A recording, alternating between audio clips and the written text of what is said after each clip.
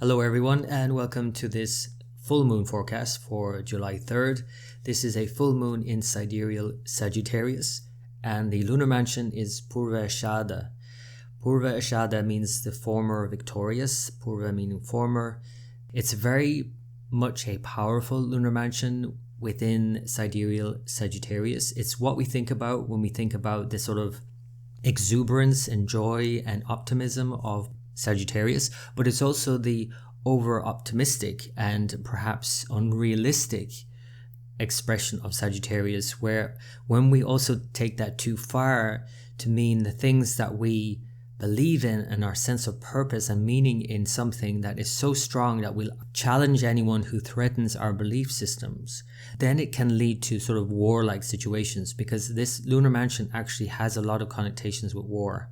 It's a fiery sign, Sagittarius, remember. So a full moon in Sagittarius is this sort of culmination point.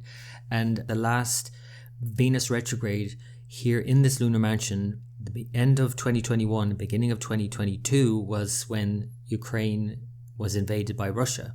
So the fact that we have a full moon here now as Venus is about to station retrograde in July and do so in a trine to this position, I think there's definitely a turning point here in terms of how this war is progressing and also how wars around the world are progressing.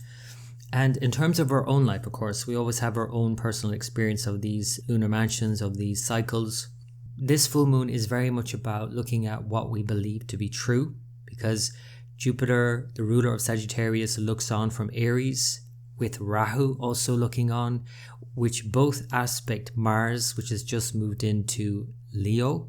So all of the trinal fiery signs, Aries, Leo, Sagittarius, what are known as the dharmic signs of purpose and meaning and self-righteousness as well in the more extreme expression. But there's definitely a sense of what is right for us, what is true, how we can really focus on that and bring that fiery dynamism into our life in a more purposeful and meaningful way to follow our own path. And first of all, we need to get clear about what that path is. Once we're clear about what we're meant to be doing, the path will be shown. The problems we have, and the problems Rahu especially brings, is that we're completely confused about what we should be doing. Once we're clear about what we should be doing, the way is shown. So this full moon has the potential of both showing us the way and also obscuring the way. That's Jupiter and Rahu both influencing this full moon. So we need to be mindful of being led astray in many ways. Follow our path, our chosen path. And I mean that in terms of our chosen path from a spiritual perspective, that it's not a mental decision, it's not a choice at all. Because actually from the mental perspective, the duality of the mind and choice shows actually a lack of clarity. Because even if you choose the right path for you, even if you feel like, quote unquote, you've chosen the right path, the fact that you have choice shows there's a lack of clarity. Where there is no choice, where it's absolutely clear, then that is the right path for you. That there is no choice in that sense because it's already happened in another sense. Everything already is. When you're on your path, you don't have a choice. When people talk about coming to a crossroads in their life and having to choose from different things, that's just the mind in a distorted manner thinking that there's lots of different choices. But really, the truth of it is that we're only on one path, our path, no one else's. And this full moon, I think, is going to help us discover what that path is. The clarity of that, and how once we are clear about whatever in our life, we are invincible.